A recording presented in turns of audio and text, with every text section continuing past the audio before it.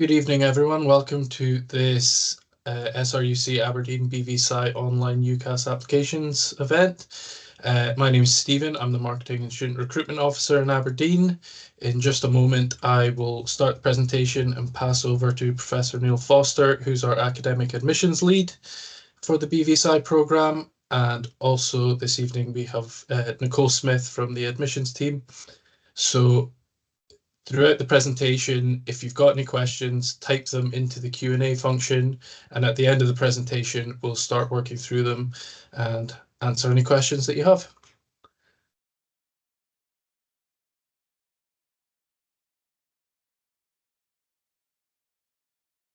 Thanks, Stephen. Good evening, everyone. My name's Neil Foster, as Stephen said. I'm the admissions lead for SRUC School of Veterinary Medicine and Bioscience. Prior to coming to SRUC, which was over 5 years ago now, I spent 15 years at Nottingham University, and I was part of the group which set the Nottingham Vet School up. Likewise, the Dean of Medicine also did a similar thing at Surrey University. We have a number of really senior academic appointments who have a wealth of experience of teaching veterinary medicine. Hopefully, by the end of the talk, you'll be better informed about our course and what we actually require from our applicants. And at the end of the talk, we'll be happy to answer any questions you may have. I'm going to switch the camera off just so it doesn't interfere with anything. And can I have the first slide, please, Stephen? Okay, so really the vet school is about veterinary research programs, continuing professional development. Obviously, the veterinary training program that we have, which will be RCVS accredited. We have a tertiary gateway program, which I will mention shortly, which is an articulation route towards the vet school. Veterinary postgraduate programs, and most of this is run out of the Craveston campus at Aberdeen, but we have a significant footprint also in Inverness for the Rural and Veterinary Innovation Centre. However, there's 7 campuses across the whole of SRUC, and so therefore some areas of the vet schools, particularly research, is based around Edinburgh and also in the southwest at Barony. We have a number of farms that we can utilise, again, across the whole of the SRUC, but we have our own farm at Craveston as well. We're also the home to Veterinary Services, which won the Queen's Anniversary Prize a few years ago now. Veterinary Services are where the official veterinarians sort of live, and there's 7 or 8 offices across the whole of Scotland, including one actually on campus at Craveston. And these have the government contract for veterinary surveillance across the whole of Scotland. So this puts us in a really unique position for teaching undergraduates, especially pathology. Can I have the next slide, please, Stephen? Okay, so new vet school for Scotland. Really, why do we have a new vet school in Scotland? So we focus on rural and mixed primary care practice. We also focus on food security, government services, because as I've just said, we have official veterinarians throughout SRUC.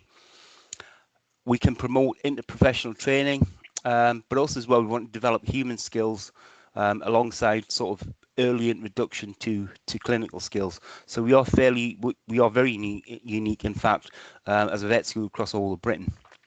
Can I have the next slide, please, Stephen? Okay, so the focus on veterinary mixed practice. So this is it's an admission-based program, and admissions are aligned to this.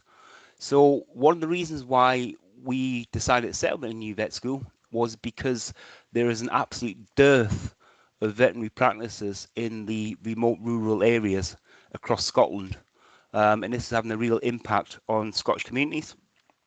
And so our real focus was to try and get vets back into those rural communities. We're also different in that the final year is spent in practice-based rotations. So we deliberately do not have a hospital the students in 5th year, which would normally rotate in a hospital, will actually go out to various different practices. I'll talk about that near the end, and experience sort of real world veterinary medicine. Next slide, please, Stephen. We also focus on food safety and government services, so important services provided by veterinary surgeons, particularly in rural remote regions. These are vital in disease surveillance and public health, and a component of the official veterinarian training will be embedded through the BVSci program. So when we try to do this at Nottingham in terms of food safety, veterinary public health, as it is in most vet schools, is taught within the 4th year. Now, by that point, what we found was that we had really lost the interest of undergraduates. So what we decided to do was to try and incorporate food safety and veterinary public health throughout the whole of the course in various areas where we can.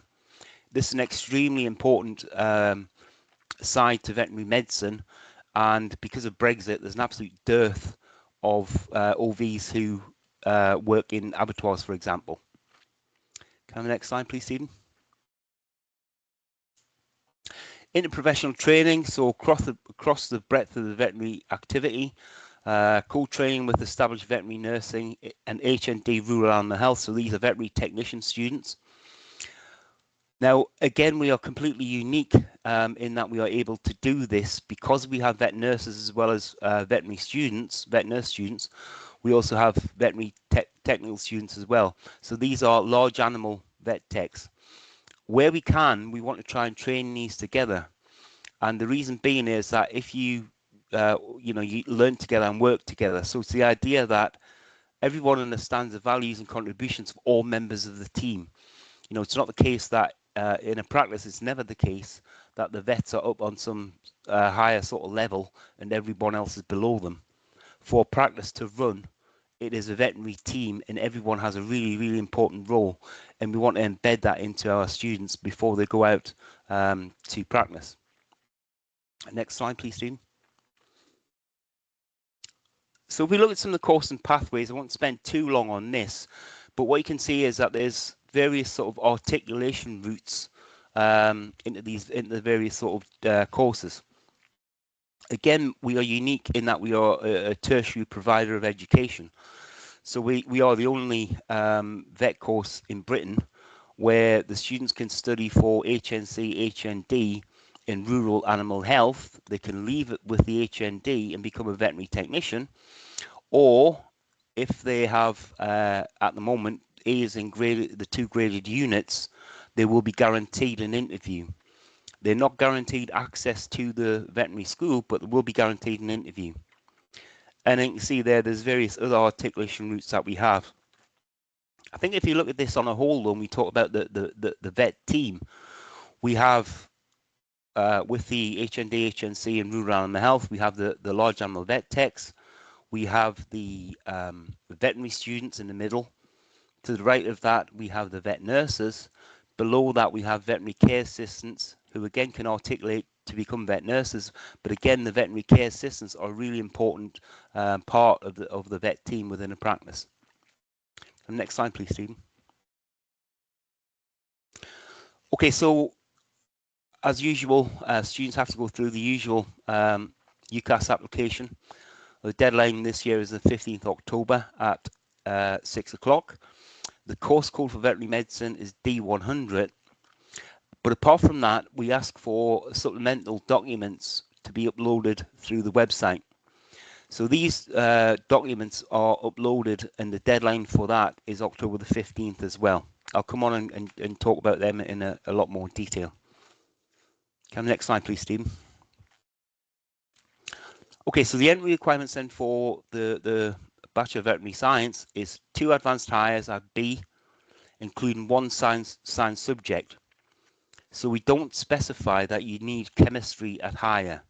So again, this is unlike the other vet schools. One reason for this, or the main reason for this, was that we found out that a lot of the schools, not just in remote rural areas, but in many areas actually around the central belt, chemistry is now not offered at advanced higher or even higher. And if we want vets to move back into rural areas, of course, then, and they come from rural areas, then it doesn't really make sense to say you must have advanced higher chemistry. So we ask that you have 2 advanced hires at B, including 1 science subject. That could be chemistry, physics, or biology, plus 5 hires, 2 A's and 3 B's, including at least 2 scientific subjects. So again, we don't specify chemistry, so it could be chemistry, physics, biology, human biology, mathematics, or applied maths. For A-level students, we ask for 3 A-levels, A and 2 B's, again including 1 science subject. We don't specify chemistry. And another way that students can actually articulate into the vet school is via, as I said earlier, is via the HND in rural animal health. So for this, the students need to have 2 A's in the graded modules, and they are then guaranteed an interview, not access, but an interview to the vet course. We will also consider alternative pathways to higher education, since we recognise that many people have a variety of experience that would really be beneficial and could make them successful on a vet course. Again, you would have to contact us specifically so we could discuss this. Can I have the next slide, please, Stephen? Contextual entry requirements, we ask for 2 advanced hires, 2 B's, including 1 science subject, so that's the same, plus 5 hires, but this time the 5 hires are all at level B. And again, including at least 2 scientific subjects, not specifically chemistry. For A-levels, we ask for 3 A-levels at B, including 1 science subject again. The next slide, please, Stephen. So we look at contextual indicators, as most of the vet schools do, all of the vet schools do, in fact. And I'm not going to read all the way down this list here, but you can see that, you know, applicant has parenting responsibilities, experience of being in care. They may have free school meals. There's a number of indicators that you can see down there on the list. However, we are unusual in that we actually look at how remote and rural the application, where the application comes from. So we use the scale of 5 to 8 on the 8-fold urban-rural classification. So if you were from that 5 to 8 on the urban-rural classification, that would also be a contextual indicator for us. Can I have the next slide, please, Stephen? We also, as well, apart from looking at those contextual indicators, as all the vet schools do, we engage with a number of different governmental initiatives, and one of them is the REACH program, REACH North program for veterinary medicine. So this is run out of Aberdeen University, and prior to us being on the scene, this was for students who traditionally do not apply for medicine or law, and now they've included veterinary medicine to this.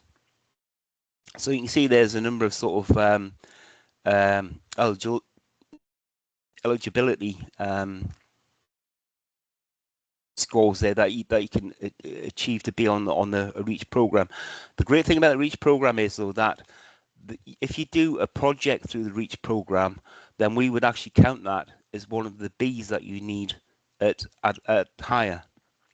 So again, it's another real good way of getting onto that if you think you are a contextual student.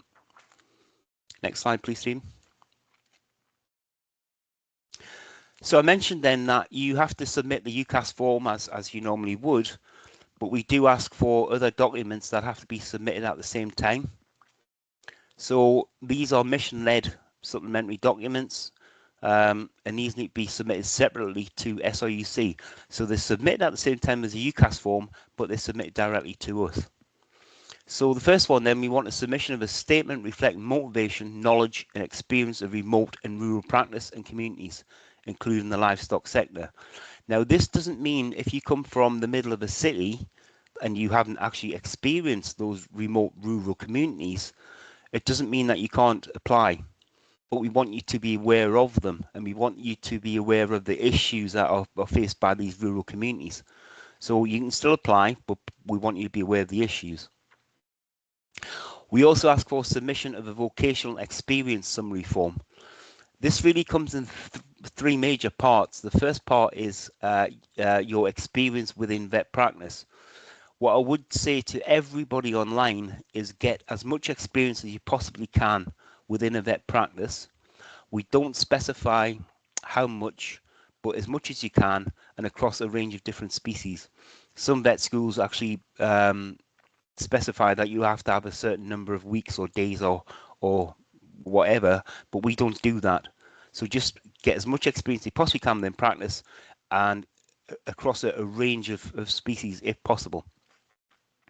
For students who have not got any experience of this yet, but you're thinking of doing this in the future, one thing that I would say is make sure that you telephone the vet practice yourself. Now, a lot of vet practices, if parents telephone the practice, they really won't entertain any sort of student coming into the practice. What they want to really see is that you've really taken a grasp of your own future and you phone the practice yourself. They really want to see that. Thirdly, what we want is a reference from a placement or employment which details your suitability for the BVSci at SRUC. So this isn't necessarily from a placement. It could be from employer. It could be from sort of charity work like you regularly do. It doesn't have to be from the practice itself.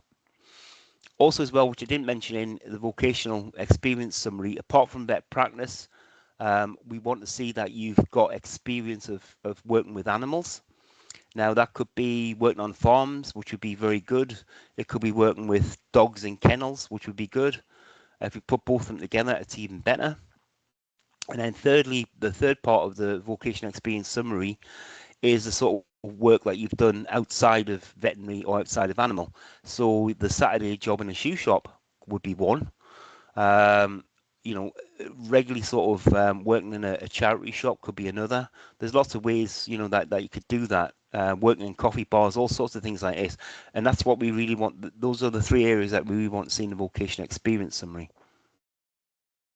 Now, these documents are actually scored by 2 academics at SRUC, and it's that score which determines whether we ask you to come for an interview or not. So this is a very, very important part of the application process, because if you can't do this, then you won't be asked to interview. Next slide, please, Stephen. So the first part then, letter to the head of school. So this is how we really see how your background and experience aligns with SRUC and the School of Veterinary Medicine's actual mission. So are you aware of what we do? What is our raison d'etre? Why are we here? Why did we develop a new vet school? Why did Scotland need a new vet school? So this gets back to the idea of in these remote rural areas, there's a real sort of dearth of veterinary practices now, and vets wanting to go into those rural areas. So this is what we're about. So we need to know that you kind of understand that. Also as well, it's understanding that we are different in that we have a vet-led team approach. So we have an approach where we want to co-train other professionals as well as the vet, the nurse, the rural animal health, the large animal technician. We also want you to reflect on your experience and contribution to communities. This is always important in any application to medical school. In particular, those of a rural and remote nature, if that's where you live. But to be quite honest with you, if you can reflect on your experience and contribution to community generally, that is really something that we really want to see. We want you to demonstrate a knowledge of Scotland's rural economy and its importance in the remote and rural sectors. Now, as I said there before, it doesn't mean that you've actually came from these areas. You could come from the middle of one of the Scottish cities, but do you understand, do you have a knowledge of the rural economy and its importance within these rural sectors? Do you understand it? And also as well, we want you to think about how the veterinary profession can actually help and support these communities and businesses now and in the future. So what is it then about the veterinary profession, SRUC in particular, how can we actually support these remote rural communities? Next slide, please, Stephen. So the vocational experience summary, I've already sort of mentioned that. If you look there in the middle, it says you will be asked to detail relevant experience in each of 3 areas. So veterinary experience, so time spent in a veterinary practice. Other animal experience, time spent on farms or stables or kennels. And other vocational experience, paid or voluntary work or leadership roles. So it may well be, that you've done, in terms of vocational experience, it may well be that you're at school and you haven't got a Saturday job or anything like that, but it could well be that you do things at school. So are you mentor to students from lower age groups, for example? That would all be examples of this vocational experience. We want to see the detail of key duties, activities, what you learned from the experience that you had, and also reflection of the whole experience. Finally, within the vocational experience summary, we ask you to describe a challenge that you've experienced, as long as you're comfortable doing that, and what did you learn from it? How did you overcome this challenge? Because as a student, especially in a medical course, there will be challenges that you need to get through. So we want to see that you've thought about this previously. Next slide, please, Stephen. Thirdly, the personal reference. As I said, this is used as part of the application process for the degree. And we ask you to identify one person to act as a referee to support your application. So they could be from the vet practice, they could be from a farm that you've worked on, they could be from the Saturday morning job in a shoe shop, they could be from charity work that you do. Next slide, please, Stephen. Okay, so the course then, the Bachelor of Veterinary Science. Years 1 and 2 are really to underpin knowledge and skills, so core principles, body systems, functions. We want to teach you about normal before we then move on to teach you about what's abnormal. You can't know what's abnormal until you know what's normal. We also want to teach you about the animal industries, because in certain veterinary practices, certainly farm, this is very important. Years 3 and 4, this is really a better understanding of clinical and professional practice. So hands-on core clinical skills will be part of that. And then in year 5, you're then immersed in clinical environments. So instead of going into a hospital to do rotation, you'll be out in different practices seeing real world events. The thing is, for the hospital, what tends to happen is that the experience that students have is really of conditions that nobody else can fix or nobody else can diagnose, and that's why they go to the hospital for that referral. So although you will rotate within referral practices, we want you to see and experience sort of real world events that when you start at the vet practice, 9 times out of 10, you're not going to see those strange diseases or strange conditions that nobody can fix. It's real world sort of day-to-day sort of problems that come into the practice. Apart from that, on the right hand side there you can see the vertical themes, so professional skills development, communication, behavior, attitude, teamwork. These are embedded throughout the 5 years, or certainly throughout the 4 years before you go into practice, and these are very, very important. So when we started Nottingham Vet School, we sent out questionnaires to all the local vets, and one question we asked was, what is the worst attribute of a new graduate who comes to your practice? And probably 99% of them said communication. They can't communicate. Communication is so important in every business, of course, but in veterinary medicine, it's even more so, because, especially in a mixed practice, because when a family brings in a dog, how you communicate there is very, very different to going out to a farm and talking to a farmer, and that's very, very different to going to a stable, a livery, and talking to the person who owns the livery for horses. So communication is very, very important. So we try and embed this all the way through. Next slide, please, Stephen. Okay, so preparing students for the final year. So we aim to have students as prepared for the profession as possible by the time they enter the final year. Vet students, when they graduate, need to have day one competencies, and these are set out by the Royal College of Veterinary Surgeons. So we want you to have these skills, or at least be heading towards these, even before you graduate. We want you to be heading towards these by the time you then go out onto rotation in the 5th year. The final year, then that 5th year, then acts to increase confidence and exposure to a wider range of real world cases and scenarios. It's not the hospital where you see all these strange diseases or strange conditions. It's real world cases. Next slide, please, Stephen. So how do we do this? We introduce clinical professional reasoning from year 1, and we deliver clinical case-based teaching from year 1. So on a Friday, our students will get the clinical cases, which they then work through with vets who are actually practicing, who come in on a Friday to do this, to deliver this teaching. This is so important because, excuse me, this is so important because very often you may sit there and have a lecture on calcium, and as a student you might think, well, why am I having this lecture on calcium? I don't want to be a biologist or biochemist. I want to be clinical.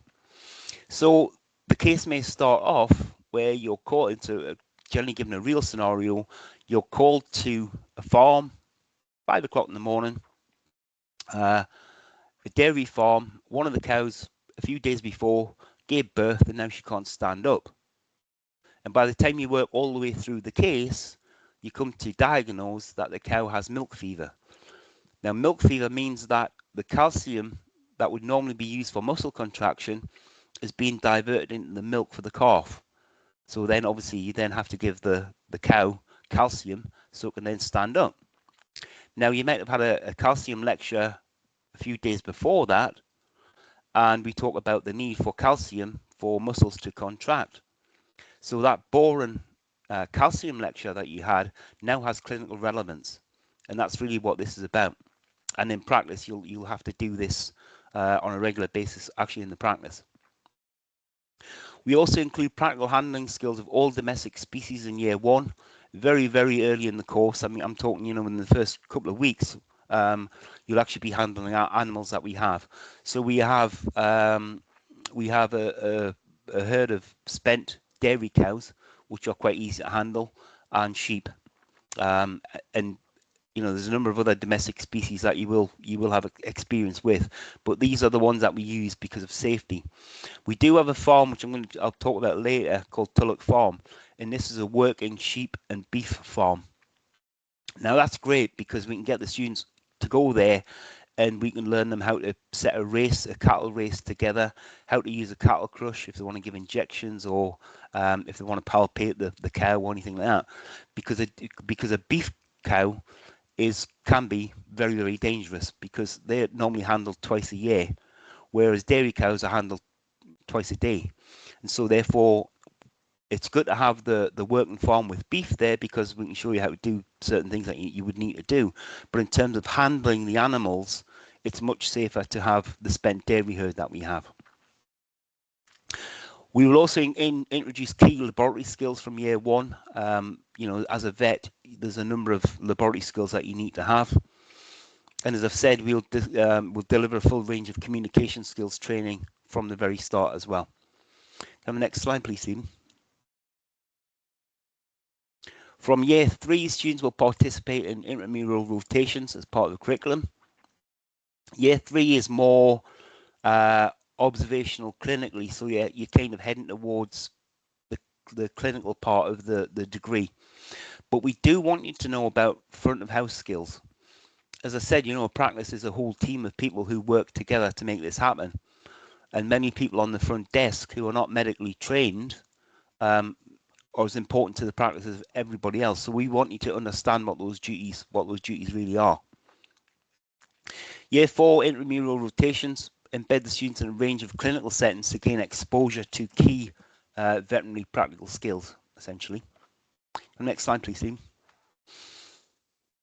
So I'm not going to run through all of these, but if we look at these 4 important areas and what you really need to kind of know. So for equine, for example, you need to know clinical examination. We need to know about the farrier and the feet of horses. We need to know about lameness, vaccinations, dentistry, castration, and blood sampling. And that's really the meat of what you need to know in the equine practice. And you can see again, you know, production animal, companion animal, pathology. There's other areas that you really need to know about as well. So essentially, you'll need to know about all of these because all of these will be taught through the course. Next slide, please, Stephen. Okay, so distributed learning. So as I've said, you know, we deliberately don't have a hospital because we want our students to experience real world scenarios from day one. So the students are embedded in practice life. They get this hands-on experience. They're mentored by veterinary surgeons. They travel across Scotland because of the practices where they rotate will be across Scotland. We have a buddy system, so the students won't just be, you know, left to their own devices and nobody ever talks to them again. There's a buddy system there for support. And that last point there, employment opportunity, is very the distributed learning system is excellent for employment opportunities. Now, I do know this from experience because this is exactly the model that we ran at Nottingham. So we didn't have a hospital in Nottingham. It was out in practice on year 5 in real practices. I would say probably 90% of our students that left us actually ended up being employed by the practices that they had rotated through.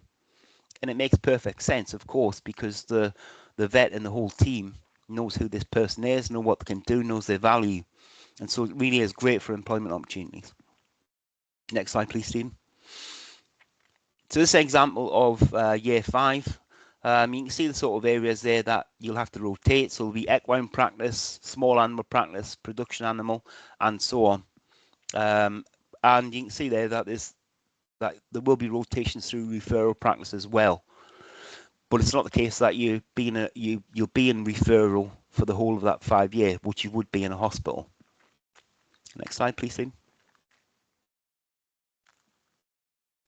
Okay, so extramural studies. So this is off-campus learning. The Royal College of Veterinary Surgeons stipulates that you need 10 weeks animal husbandry EMS and 20 weeks clinical EMS. So 30 weeks in total. The animal husbandry is done within the first 2 years and clinical is done after that.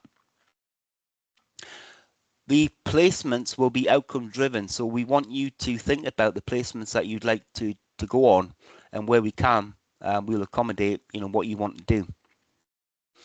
We also want to include some of the weeks within term time, which allows EMS to be completed outside of holidays. It was always traditionally the case that EMS was only ever done in holidays, and if you get a backup of EMS, so you haven't done enough in first year and you've got to do more in second year, I've had many students where the whole of the summer is wiped out just doing EMS. So hopefully we can kind of, you know, adjust it slightly so there's a better chance that won't happen. We will utilize SRUC facilities. I've said, you know, we have farms and other facilities whereby accommodation would be provided as well as in the individual sort of practices. So for the animal husbandry, for example, we do have facilities that could be utilized by students. But the idea is to provide some sort of flexibility in this working week, which traditionally vet students really didn't have. Next slide, please, Stephen. Okay, so some of the facilities then, we've got a reasonably large library. We have a number of e-books which students can use. We have seminar rooms, computer labs, and we have 2 new lecture theatres. Future facilities, a small animal teaching clinic is planned within the Craven campus and within the Ferguson building itself. Next slide, please, Steve. So across the road from the Ferguson building, we have an area known as the Mill of Craveston. Currently, we have animal care unit, which is fully stocked with a number of different exotic species. We have vet services, so this is where the vets provide the Scottish Government for disease surveillance. So we have post-mortem rooms which the students would have access to. They'll be able to see post-mortems that the OVs are actually doing at the time. We have dissection room, student lab, we have small animal clinical skills lab, and we also have a mock veterinary practice, so students can rotate from what would be front of house to a consult room to a sort of pharmacy. Again, we are expanding facilities and species within the animal care unit. Can I next slide, please, Steve? At Sunnybray, we have two sort of areas here. One is an equine unit where we have stabling for about 6 horses. It's a good size unit, so we can actually walk the horses round if you want to look for lameness. And we also have riding facilities there as well. We have 2 rooms which are used for small group teaching while students are over there. And we also have a large animal clinical skills lab. So the small animal clinical skills lab is Mill of Craveston, and then just along the road from this is Sunnybray, where we have the large animal clinical skills lab. We have various models there. And next to that, we have a ruminant handling facility. So I mentioned about the spent dairy cows and sheep, for example, and that's where they would be housed as well. Okay, next slide, please, Stephen. Tulloch Farm is the working farm that I mentioned. So our agric students use this on a daily basis. So it's a beef and sheep farm. We have animal handling facilities, as I've said, and student facilities over there as well. We spent about 3 years ago now. We spent over £1 million actually improving the facility that we have. And as I said, this is where the students would learn how to put a race together, how to put a crush together, and get cattle into it so they can, palpate or give injections or whatever they need to do. Next slide, please, Steve. Accommodation. So we have 2 providers of accommodation. That's Hillhead and Hunters, which are from Aberdeen University. So we don't have accommodation on site, but the facilities that they provide at Aberdeen University are absolutely excellent. There's a superb sports village over there, for example, where there's an Olympic-sized swimming pool. We have a free bus from the accommodation to campus, there and back every day. So it's only a short bus ride from campus to the accommodation that you would be in if you were staying in student accommodation. Next slide, please, Stephen. Yes, I thought that was the last one. So it's open the floor for any questions that you may have. Traditionally, what happens is, can you just put that slide back on, Stephen, a second, please?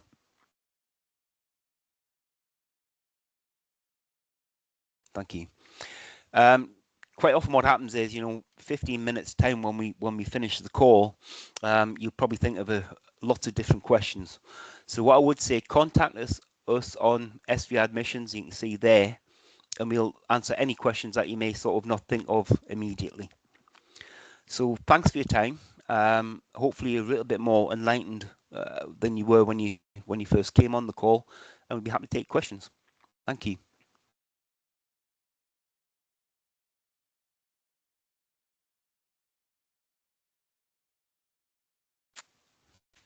Right, thanks very much for that, Neil. We'll start going through some of the questions.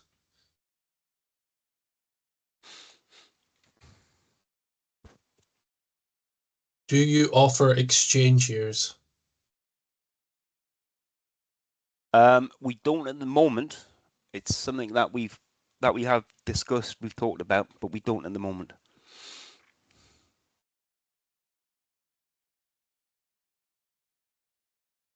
Just give me a second, I'll get to the bottom of the... what are your IB entry requirements? I know that it's 34 points in total. but I can't remember the breakdown of that. But if you contact admissions, we would be able to tell you that. Oh, Hannah's popped it into the chat. So Excellent, thanks, Hannah. overall score of 34 with 665 in 665, HL yeah. subjects, Yeah. 2 of which are science subjects. And there's English at 4 and maths at 5.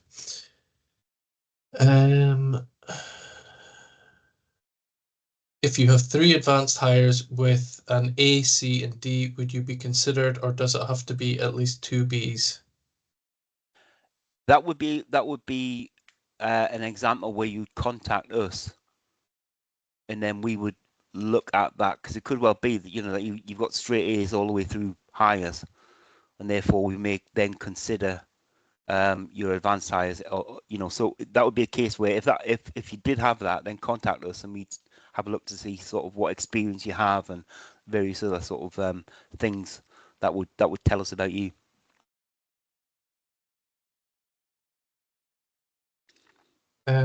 With the employment reference, could you get this from a colleague, or does it have to be from your employer?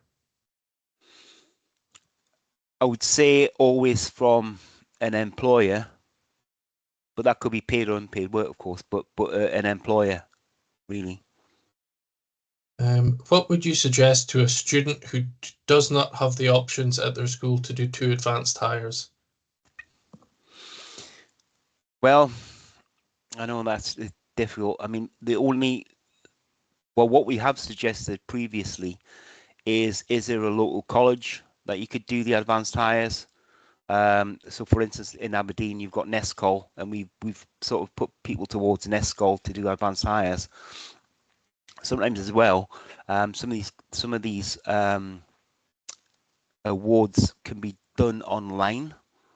So a night school sort of idea. But that's all we can suggest, essentially. Hello, by next summer, I'll have graduated from the University of Edinburgh with a degree in biology. What are the graduate entry requirements, and can my reference be from my academic supervisor? Yes, it can be.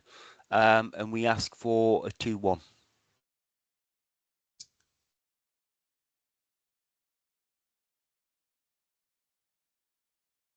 If I have 4 Bs and 1 A in 3 sciences and I am taking advanced higher, would I still be considered if I applied? 4 Bs and 1 A. Is that? In 3 sciences and I'm taking the advanced hires. Yes. We would still consider the application. Yeah. Nicole's added to email SVM admissions to better advise. If I was to do the HND but had the required grades from school, would you need to get A's in this course as well to be considered? Or if I got a B, for example, would this not be considered despite potentially having the grades? Not sure I fully understand all of that. So if you have the grades already, is that correct? That's how I'm reading it. If they've got the academic tariff to go into BVSci, but they choose to do the HND first. I think if they're using the HND as a pathway, they would need to get the required grades in the graded unit regardless. They would, yeah, they would. But my advice would be you can, if you've already got the grades to do the BVSci, Apply for that. apply for the BVSci, and it'll take you. Otherwise, it would take you 7 years to qualify as opposed to 5.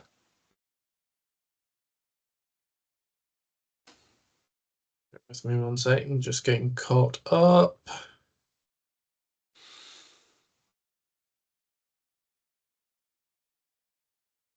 Here we go. How can I find out if I come under an urban-rural classification?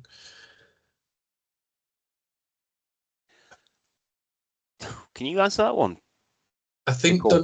Dundee University have a an online search function for that. That's the only uni I'm familiar having a searchable function for it. I'm sure the Scottish Government probably provides one as well if you go online. Can you answer that one, Nicole? Yeah, just what Stephen said. I know if you simply do a Google search, you can look at it online. There's one with the University of Dundee, and I do think the Scottish Government has a link to it as well. Yeah, I think I have. Do you recommend that students bring a car? Recommend that they bring a car. Well, we don't, recommend or not really. No, I think it's useful for EMS, but when you're studying on campus, we have a student car park at the main building, but when you're going to the satellite sites, we provide shuttle buses between those, which, because at those satellite sites, parking is limited. So you don't necessarily need a car whilst you're studying, but for things like EMS, it can be useful. Well, it is very useful for EMS, but in terms of bringing the car onto campus, then we have a student car park. But as Stephen said, the satellite buildings that we have, you won't be allowed to take a car to them, but we provide a bus, to those satellite buildings essentially. Will you be seeking accreditation for vets to practice in Europe or other countries? Not at the moment, but we will in the future. For American Association, you've got to have accreditation for a few years before you can even apply for it. How do you submit the supplementary information? So if you go into the BVSci course page under how to apply, it'll give you the links to submitting the supplementary information alongside a little bit of information about them. Yeah. How many places for UK students who are not Scottish are available? So we think it's possibly 10 or under, and this depends on sort of financial sort of modelling that we do at the moment. But currently, and it may change, but currently we're probably looking at 10.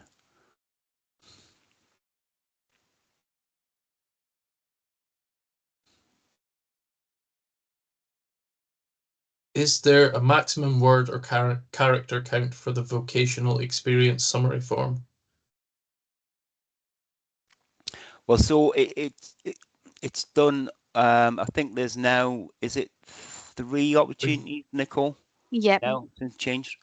Yep. Yeah. So you'd be able to tell us about three different, 3 different practices that you've visited, 3 different farms or kennels that you visited, 3 different ways in which you work in the community. But there's not an actual word limit, I don't think, Nicole. No, I don't think there's an actual word limit. And if there is something that an applicant really wants to discuss, but they've run out of space, they can email that in, and I'll add that to their application. Yeah. What do you look for in a strong veterinary applicant? I think someone who's realistic about the profession is first and foremost. They understanding that it's not always there's good days and bad days essentially, and that's why we ask you to have that practice experience so that you begin to understand that. I think somebody who obviously loves animals but loves science as well, but recognizes though that veterinary medicine isn't just about treating the animals, it's also how you deal with the animal owners, the public, and that's very, very important. So somebody who kind of wants a job where they're public facing but loves animals and loves science, that would be, for me, 3 real, ticks.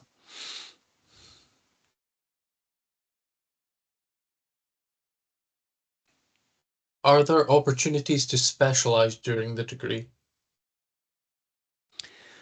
There's no opportunities to specialize during the degree itself, because obviously the college says that you have to have this general degree. So even though we are saying, that we are next practice sort of focused, we still have to give you all the training on dogs and cats and exotics, the same as everybody else would get, because that's what the Royal College says we have to do. So there wouldn't be a specialisation, but obviously if there's certain rotations by the time you get to 5th year that you're really sort of keen on doing because you're heading towards a certain direction, then we would accommodate that. How long does it take to hear back from the uni once you have submitted your application? I think that's one for you, Nicole. So after October 15th, when the deadline's passed, we'll review the applications alongside your additional documents. From there, the applications will be scored, and that will determine if an applicant is invited to interview. So the interviews will start in November and run into December. So you will hear if you've been invited for an interview from October into November. What advice would you give to someone applying next year? Get as much practice experience as you possibly can. So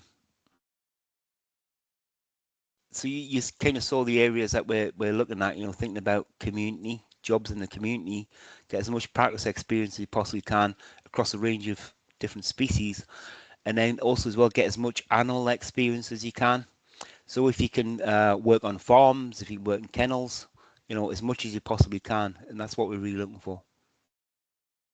What would be the situation regarding an application from someone with a master's degree in equine science?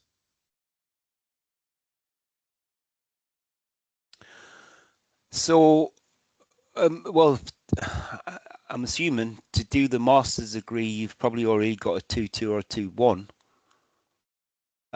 So we would certainly look at that application as we would with other postgraduate students.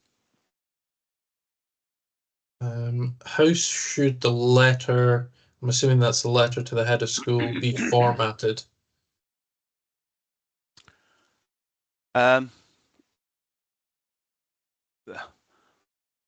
Question, I don't really know that one, Nicole. So the letter to the head of school, so submitted through an online JISC form, and I think if you can, the preferred referencing would be the Harvard style. Well, referencing would be is Harvard style, but for the rest of the document, in terms of formatting the rest of the document, I don't think there is. Is there a set? Isn't a set format, or do they have a choice? Did they actually get a choice of a format? No, there's not a set format. Yeah. Is work experience outside of the country taken into account? Yeah, we have done, yes. Do you give extra credit for students who go to the summer school? I don't know if that's the Future Vets summer camp. We don't give extra credits, but it adds to the list of good points that we see in your application. But it's not an extra credit, if you see what I mean by that. Do you have any particular things you look for in a personal statement? So do you mean the UCAS personal statement or statement to the head of school? I mean, I think probably for both of them, we want to see that you're realistic about veterinary medicine. We want to see what your motivation is for veterinary medicine. And we want to see that you understand what the role of a vet is in society, for example. And again, that you've got experience with practice and with animals. Can my reference be from a sports coach?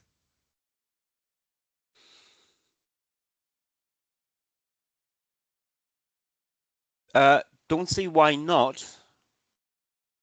If this is something that you've done, for example, people, there's a lot of good things that could come from working in a team, for example, even just working individually in terms of what we want to see. So I don't see why not. Who can I contact for advice with funding? I'm in my 4th and final year of vet nursing.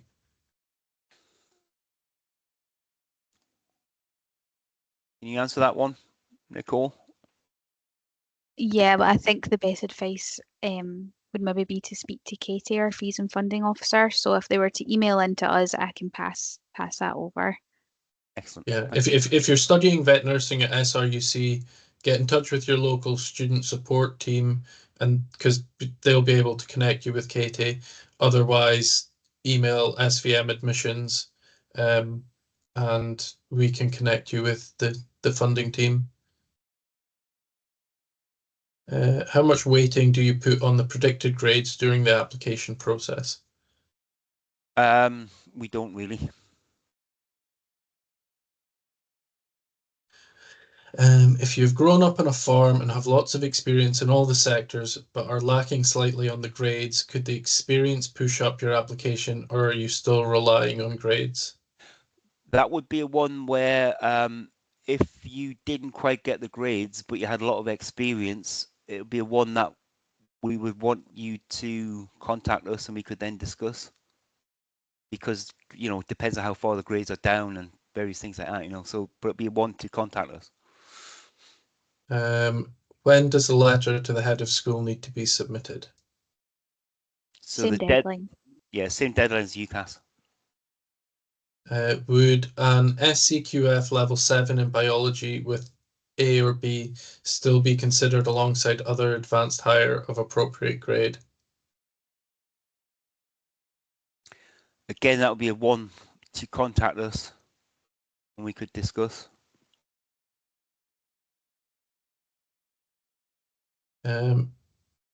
Is there a set structure or length for the additional reference, or can it just be how your referee chooses to write it?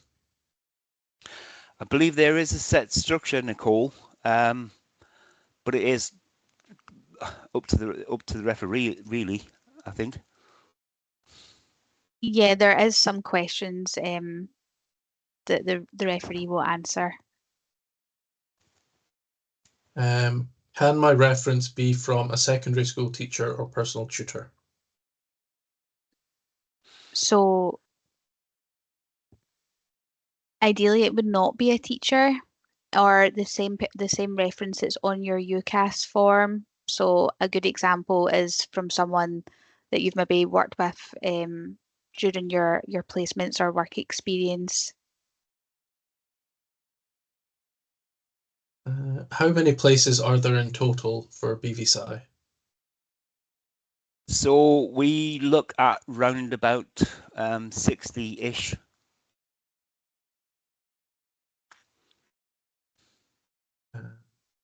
How are interviews conducted? So the interview, when you called in to interview, there'll be an SRUC academic with a practicing vet from a local practice who will give you the interview.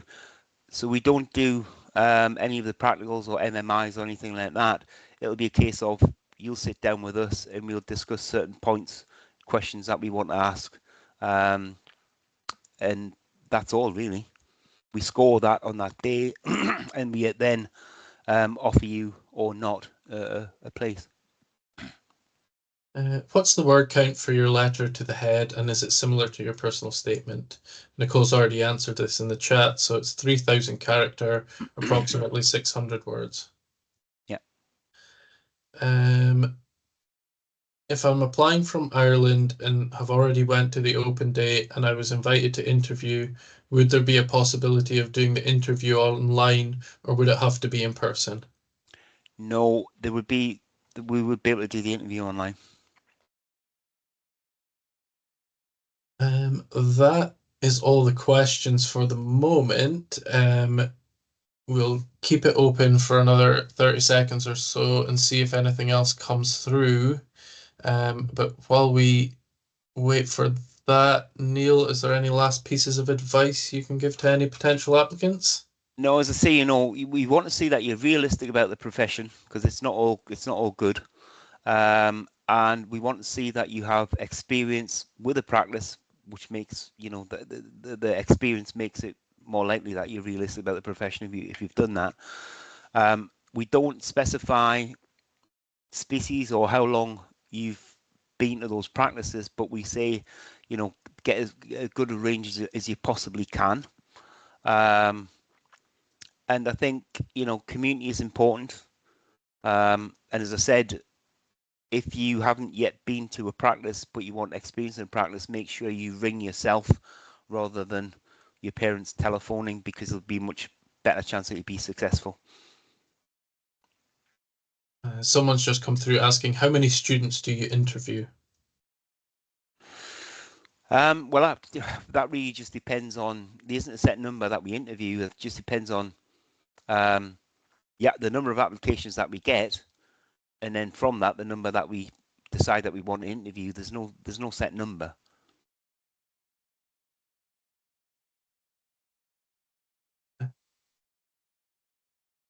Please, could you put the link to the questions the referee has to answer?